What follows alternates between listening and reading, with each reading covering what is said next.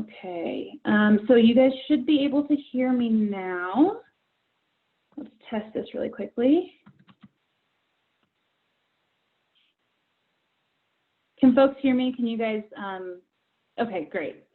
All right, so my name is Cassie Westmoreland. I have been working on the ESG bonus fund section for the shelter and outreach side of things. So we just wanted to do a quick webinar to talk about the bonus funds because they are different than what we've done in the past for ESG. So thank you guys for taking the time. I know everybody has a lot going on right now, which kind of leads me to the first slide here that we have, kind of just talking about the elephant in the room. I know everybody has a lot of COVID-related stuff, a lot of just an unbelievable amount of stuff going on right now. So first and foremost, I just wanted to say thank you for everything you guys are doing in response to that. I know you probably have a lot of questions about that, and we can kind of touch base on some of the COVID-related specific stuff that the Division of Housing is putting out. I don't know that this will last a whole hour because I also want to make sure you guys get back to those really important activities, but I do want to provide this time for us as bonus funds grantees and grantors to talk through why we're doing the bonus funds, what our intentions are for that, and what you all as grantees should expect to see. So I do have my chats in front of me. If you guys have questions, feel free to put it there, and I will try and check that as we go. So let's just jump in. Okay, so just a quick agenda. We are going to be doing just an overview of the ESG and why bonus funds were included this year. I want to talk with you all about the intention of those bonus funds, why we put them in, and what we're hoping we can accomplish with them. Then we're going to get into a little bit of the nitty-gritty with regards to reporting forms, looking at outcomes and the financial statements that you guys are going to do, and then some time at the end for questions as well. Okay. So first things first, as you all know, there are 4 primary housing components associated with ESG. We have emergency shelter and street outreach, which is the contracts that we do directly to agencies.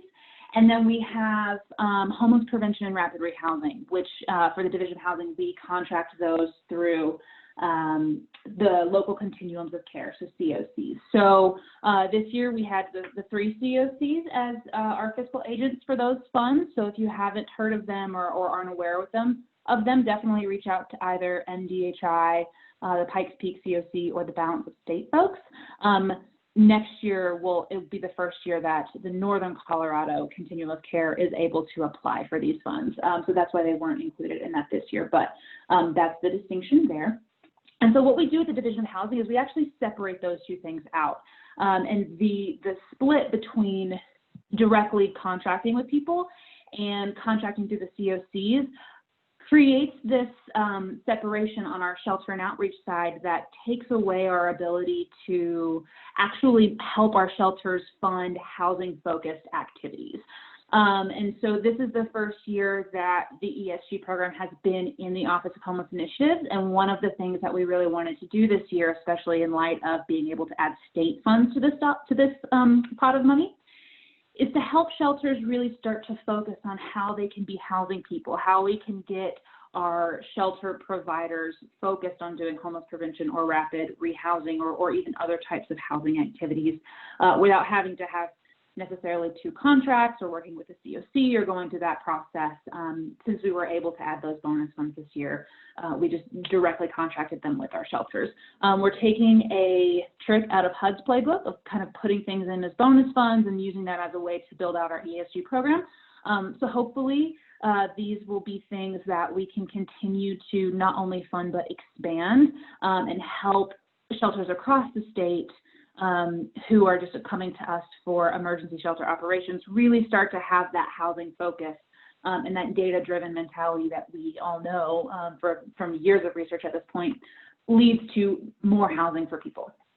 So I just kind of wanted to explain that and explain why we have the bonus funds this year in what we kind of were calling the ESSO, Emergency Shelter and Street Outreach, and why we didn't have bonus funds in rapid rehousing and the homeless prevention side of things. So our intention for this is really to kind of offshoot people from the homelessness response system as quickly as possible. And so this graphic kind of shows where those offshoots can happen. So these are the three, and you can kind of see my cursor there. These are our three bonus funded activities. So we have diversion and rapid exit, housing navigation and landlord outreach, and tenancy support services. We intentionally designed these to be options along the continuum of shelter stay, and again, as offshoots for how to get folks out of shelter. And that's not, of course, out of shelter so that we can serve other people, but that's out of shelter and back into stable housing. So just a quick overview of those. The diversion and rapid exit is really focused on folks when they're either first presenting at your shelter or at an outreach location, moving on to about the first 2 weeks where they're in shelter. So that rapid exit piece is really looking at, okay, maybe they did come into our shelter, maybe they did become a client of ours, but how can we get them back to permanent housing within 2 weeks is about what we're seeing as an industry standard right now. So these services have to look very client specific. All of these services, really all of our bonus funds should look client specific, and that's part of the reason why our guidance has been a little bit more generic. But diversion specifically, it's not a program, it's not a step A, step B, step C. It's really a conversation with folks as they're presenting at shelters, and looking at what are some of those flexible funding opportunities or case management opportunities or things like that that we can provide as a shelter so that ultimately you don't have to use our services, so that we can house you at a safe and appropriate alternative location. So a lot of states have implemented these services, and what they see across the board is around 15 to 30% of the folks who present at shelter can be diverted or rapidly exited from shelter. So when you think about, the backlog of shelter beds, wait lists, getting people into the system effectively, diversion and rapid exit can really help kind of clear out those folks who maybe need shelter temporarily or are having some sort of, family dispute, one-time crisis, but could ultimately go back to that housing as it is a safe and appropriate location for them. So really it's looking at the people who don't, need shelter in the same way that somebody who's been homeless for, 6 months or a year would need shelter. So housing navigation, landlord outreach, this is really to equip shelter and their staff with the capacity to be able to target landlords and to be able to navigate the housing system on behalf of clients. This one is a little bit more well established, just specifically in Colorado. So there are a lot of guidances and best practices and things like that that we can provide for you all if you do have questions or concerns. But really this looks like, you and your staff becoming housing experts on behalf of your clients, finding the units for them, helping them make those applications, mediating with the landlords. A common tactic here that we hear a lot of is called risk mitigation or damage mitigation, those funds to kind of incentivize landlords to rent to your clients so that they because they know they have this risk mitigation fund or a double security deposit or some additional financial funding to really sweeten the pot and incentivize them to rent to folks that they might not traditionally rent to. And then, of course, with the landlord outreach piece, creating a list of landlords or housing units or things like that that are dedicated to either your program or your coordinated entry system or in some way to the folks that you're serving through your shelter. And then, of course, tenancy support services are at the back end of the shelter stay. Once someone is housed, these are the services that can keep them housed. These are the services that can make sure that the person who has tried 4 or 5 different rapid rehousing or voucher options actually is able to stay in their unit this time. That can, provide really basic skills of, understanding your lease and how to clean your apartment and how to make sure that things are as they should be, to really focus on getting people housed and keeping them housed. So that's our intention for adding these dollars, is to really start to create that continuum of housing-focused shelter across the state. One of the things, I don't know if we have said this out loud to folks, but we only funded about 10% of the bonus funds applications that came in this year. So we only have 9 agencies out of the 60 or so that we, as the Division of Housing, fund through ESG, who got these bonus funds. And that's part of our intention, is to really deliberately work with you all as grantees to establish these programs so that they adhere to best practices, so that they adhere to data-driven outcomes, housing-focused outcomes. So you'll probably be hearing from us a little bit more frequently about these dollars than you will your normal ESG dollars for folks who have had ESG before. This is something that we're going to be looking at and really allowing you all to help us shape what these types of services should look like in the future. We want to hear what works and what doesn't. One of the things that you'll see in your narrative report is that there are some pretty open-ended questions about, what additional TA do you need? Technical assistance do you need? What additional resources do you need? Is there something that we as the Division of Housing aren't thinking of that could be really beneficial to help shelters move towards that housing focus? So your AMs are going to be the primary point of contact. Your asset managers will be the primary point of contact there. But we do want you guys to know that the Office of Homeless Initiatives is going to be looking at this really, really closely and using it as a pilot for us to continue these programs in the future. The other reason that we're starting with such a small number of grantees for the bonus funds is so that we can have a better understanding of what staff capacity we need to make sure that these programs are implemented in a good way, and good meaning works for us and works for you as the grantee. So we don't want to be, over controlling or over monitoring or anything like that, but we will be making sure that you guys feel you have the support you need and the ability to come to us and ask questions and those types of things. So yeah, I'll stop there. Any questions? I think all of our Zoom platforms automatically mute people, because usually we have about 200 people on a Zoom as opposed to about 20, which is what we have today. So yeah, I don't see any questions in the chat box, so I will keep going. Okay, so on the reporting forms, one of the things that you will notice is that we did not put the bonus funds into HMIS this year. That is going to change next year. This is definitely something we will have in HMIS in the future for our DV agencies on the phone. We are trying to figure out that comparable database HMIS piece still, and so hopefully, knock on wood, we will have something for you all to report into next year as well. But for now, we do have an Excel spreadsheet, really fancy Excel spreadsheet.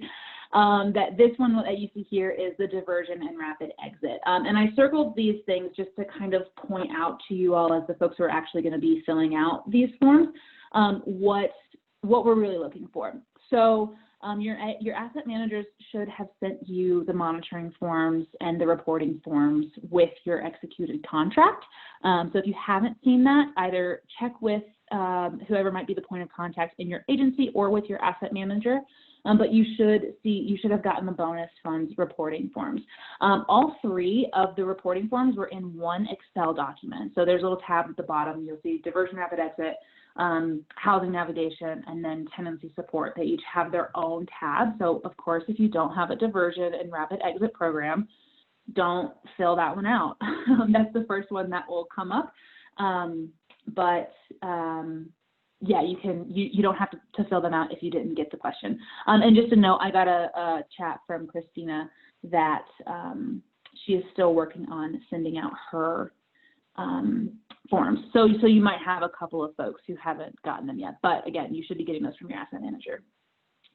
The other thing here is that because we were trying to be flexible, there are some questions that might not apply to how you're implementing these dollars. So if you're, a shelter and you really only want to be doing diversion, you want to really focus on getting that up and running and you don't want to do rapid exit, in terms of the distinction there again being, before people enroll in your shelter, it would be diversion.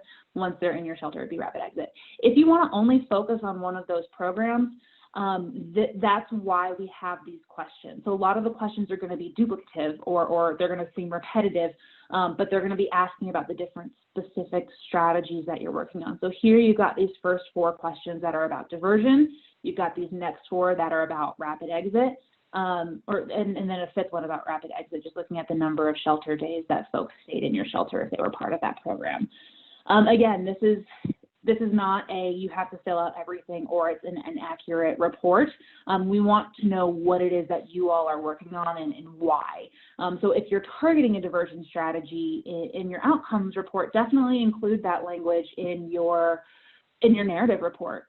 Tell us, we're focusing on diversion because this is what we see in our local community and this is what we believe that priority is. And by the way, maybe here's some data to back that up. Again, we're really using this year as our guinea pig year to figure out what works for people and what additional resources we as the state can add to the continuum of services that would be really beneficial for shelters. The second thing that I kind of wanted to point out in this is that basically what we're going to do is just have you input each quarter's numbers in these columns here. And then, so you'll see that the second red circle, it says insert outcomes from the second quarter, and then it outlines April through June here. So even though it's the first quarter that we have had a report, ESG still goes on the calendar quarter year. So that's why it's not first, second, third, fourth, but second, third, fourth, first, because we're working on that calendar year. So I just wanted to point that out just to avoid confusion for folks. And then anything in these forms that is gray is something that is not going to be editable by you as the grantee. So all of this should automatically tabulate into your total numbers here in this gray column. If it doesn't, definitely let your IM know. We also included definitions here because, again, we know this is a new system for folks, new programs for folks, and so we just wanted to have that really close to your view in terms of the reporting forms so that you can be reminded, okay, this is what this one is, this is what that one is. I'll be really honest, most of the folks who got bonus funds dollars got the housing navigation and tenancy, and landlord outreach. That report is a lot denser than this one, and that's because there are a lot more strategies that are established as best practices for housing outreach, or for landlord outreach and housing navigation. But the same thing applies to that report. If there are specific things that we're asking about that you aren't doing, so maybe you're only doing housing navigation, but you decided not to do a landlord outreach program at this time as you're building up your program, then let us know. Give us an explanation as to why, and let us know what the activities that you're looking at, how you're going to report them in the form. Okay, any questions about the reporting forms before we move on to the financial piece? Awesome. Okay. All right, so the financial status report, this will look very differently, or this won't look very different than what you've seen in previous years. One point of clarification here that I do want to point out. So one of the things that we're doing this year is changing the way that we're tracking match. We as MDHI and the Division of Housing received some technical assistance from HUD over the summer. And one of the things that they really want us to focus on this year is how we track match, what those activities that are eligible are, how we're documenting it, all of that good stuff. With the bonus funds, since they are not part of the ESG components, they are additions to the shelter and outreach components, bonus funds should not be included in your match commitment. So there's that one-for-one match, right? If you had $1,000, or let's say you had $50,000 to do shelter operations, you then would have to provide $50,000 worth of match towards shelter operations. If you got $50,000 of shelter operations and $50,000 of housing navigation, for example, you would still only have to provide that match for your shelter operations. So you would not have to provide $100,000 worth of match. You would only have to provide the $50,000 that matches your shelter operations line item. That being said, there was a miscommunication about that with our contracting team this year. And so the contracts that you all have, they highlight your match commitment that includes the bonus fund allocations. So what we're going to be doing early next week is we will be sending out clarification letters, kind of similar to the format that the award letters come in. But you should see a clarification letter coming within a week that says, you know, this is what happened. Here's what your actual match commitment is. That's why the bonus funds are to the right of the match on this spreadsheet, because we really want to delineate that bonus funds are not part of the match commitment. You do not have to match the bonus funds. Now, that being said, you cannot use your bonus funds as your match for your ESG funds. Bonus funds, again, are not the eligible activities in shelter and outreach, and you can only match with eligible activities for which you are funded. I know that is kind of dense, and I know we have a couple of new ESG grantees this year. So if you have any questions about that, there is a match at frequently asked questions exhibit in your contract. Take a look at that. That's got a lot of really great language, and that's the language that we pulled directly from our HUD TA folks this year. So take a look there, and if you still have clarifying questions, please feel free to reach out to us. This is one of the things that we have been, again, really targeting for improvement this year. So definitely take a look there. But again, even though your current contracts say that your match has to be, or that your bonus funds have to be matched, please know that that is not the case, and we will be providing clarification on that within 1 week. Any questions on that?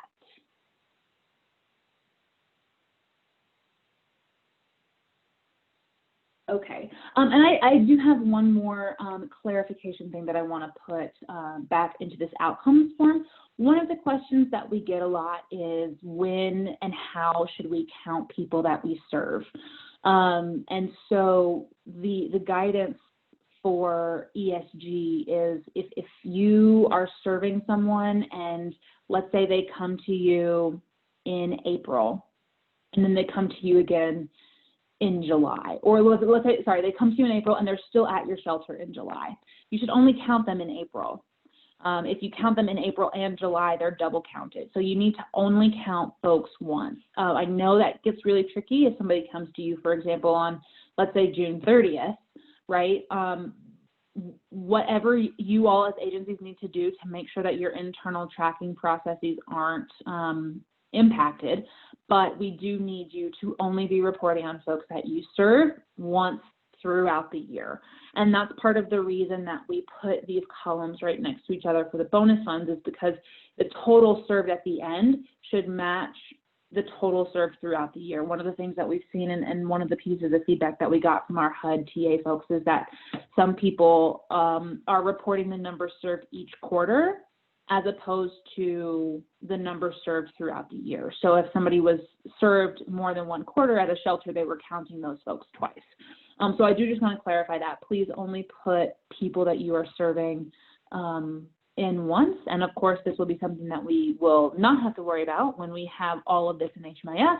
But that is a very slow going process and has been delayed even further by COVID. So just for this year, we're just kind of using this as a Band-Aid to get through until when all of this is into HMIS. But yes, please only report on those folks once. Okay. So the biggest thing that I know you guys are going to have questions about is when will the additional CARES Act funding for ESG come down? We are actively, as we speak, in the process of figuring out what those additional dollars will go towards. We, as the state of Colorado, are getting an additional $7 million for our ESG process. For those of you who are familiar with ESG, we usually get $2 million a year. So this is going to be a huge influx in funding, and we're trying to think really strategically about how to use these dollars to improve our shelter process. Since they are only dollars that can go to ESG activities, we want to make sure we're being critical and allowing us as a state to improve our shelter and outreach infrastructure so that when things do calm down and people come back into more congregate shelters, you all as shelter providers are more prepared and more equipped to be able to quickly house people. So I did just want to throw that out there. We will be letting folks know once we have any sort of application process or any sort of RFP that goes out. And then if you all don't know, we do have a weekly DOH COVID shelter-focused webinar. So if you guys aren't a part of that, it happens on Wednesdays at 2. So we just finished the one for this week a little earlier today. That's a great place to go to get information about all DOH resources and support that's coming down through FEMA, through CARES, through all sorts of things. So definitely start there. We'll announce on that on that webinar when and what these applications look like and all of that. But outside of that, I don't have any other specifics. I do know that we're actually getting 2 additional allocations this year, not just the first one that I mentioned. So we will have a large influx in ESG coming up very soon. So be thinking about that.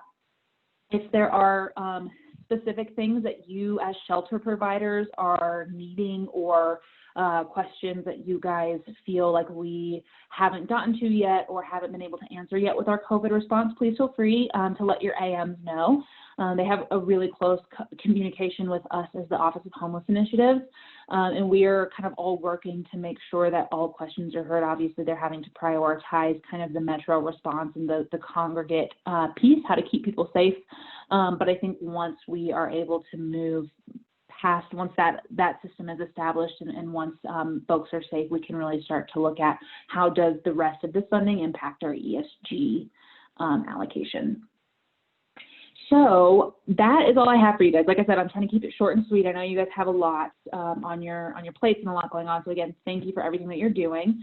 I do want to be available for questions and things like that. If there are any questions, I will try and see if I can unmute folks. But if you want to just use the chat box for now, feel free to do that.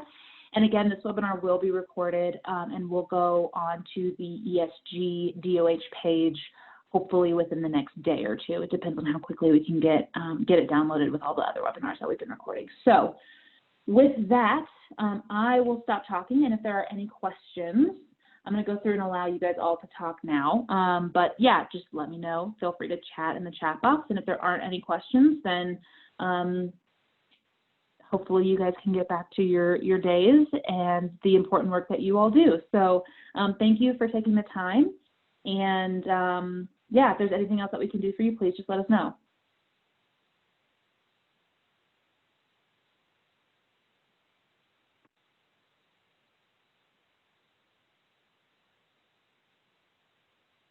Okay, so we have one question from Keely. Are there going to be delays in reporting or allowances for changes in service delivery based on COVID? So yes, Keely, I think the place to start there will be with your asset manager. It will be done on a case-by-case basis, right? Like there are some things if you're funded for shelter operations, for example, and you need to add cleaning supplies or sanitation or protective materials to that would apply, and that would be something that definitely talk with your AM if that's not what your application said, but that shouldn't require an amendment or anything like that. In terms of delays for reporting, we haven't discussed that as of yet because your first report isn't due until July 20th because they're done on the quarterly basis. So if you, for some reason, think you'll have a delay, please reach out to your AM sooner rather than later. We will, again, look at those on a case-by-case basis, but as of right now, we have not put forth any delays in reporting. Can we begin spending funds on street outreach related activities? Yeah, Beth, to your question, you can start spending from the day that your contract is executed. So as long as it was executed on 4/1, then yes, you are good to go. Greg's question, will ESG funds be available for additional staff? In terms of, I'm assuming you're talking about in terms of COVID and some of the additional funding that we have coming down. So yes, that's part of what we're talking about. We realize that if we want folks to be doing more housing related activities, that's going to require housing staff. And since ESG does pay for staff, that will be an eligible activity, but we do want to be really sensitive to the fact that this influx in cash is not going to be something that's continued through our process. And so we don't want to start positions that would not be able to continue to be funded or allow for that sustainability over time. But again, that will kind of be on a case-by-case basis. In terms of reporting, would rather not delay. Okay, awesome. Yeah, and Keely, if something happens and you guys are just overwhelmed, and I mean, we have no idea what COVID is going to look like in a week, much less in 3 months. But again, just reach out to your AM and let them know. They're a great wealth of knowledge and can really help communicate what is flexible and what's not. Okay, and Greg, if I didn't answer your question, let me know.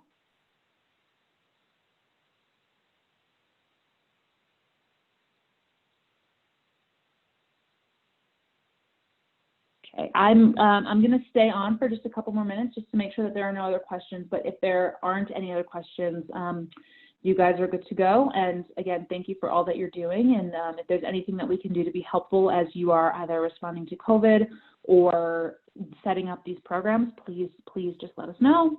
All right, thanks, guys. Oh, here we go. Hold on. Are the upcoming funds okay? So, Keely, that's a great question. No worries, you're fine. That is a great question. Shelter renovations are something that are eligible through ESG. And since we usually have such a small allocation, we usually don't do shelter renovations through ESG because we have so many other funding sources for renovation and development. That being said, one of the concerns that we are having is that this is going to almost quadruple our ESG program, and so we don't want to burden people with having to spend down an exorbitant amount of money really fast if they don't have the need for specific services. So I say all of that to say, we will likely have funding for renovations as part of the CARES Act because this is an opportunity for us to really help shelters become trauma-informed in their design, which is not something that we generally have the capacity to do. The conversations that we're having right now, which are still in the very beginning stages, are, how much should we allocate to that, and how do we balance renovations over services, knowing that there is an increased need for services thanks to COVID. That being said, we are advocating to try and get some sort of trauma-informed design shelter renovation component added to the CARES Act, because to my point earlier, we would love for COVID to end and folks to go back to needing shelter and our shelters be just in as close to best practices as possible. So that was a really long-winded answer for what could have been yes, but I just wanted to provide a little bit of context there too.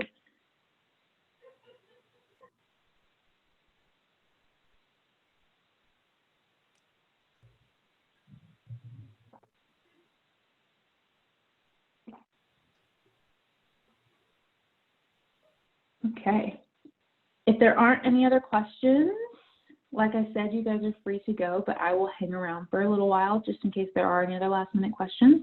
But thank you all again for the time and for everything that you're doing, not just with COVID, but for helping our folks who are homeless. We as a state and as the Office of Homeless Initiatives would not be able to house people without you all. So thank you for that, and let us know if we can be helpful.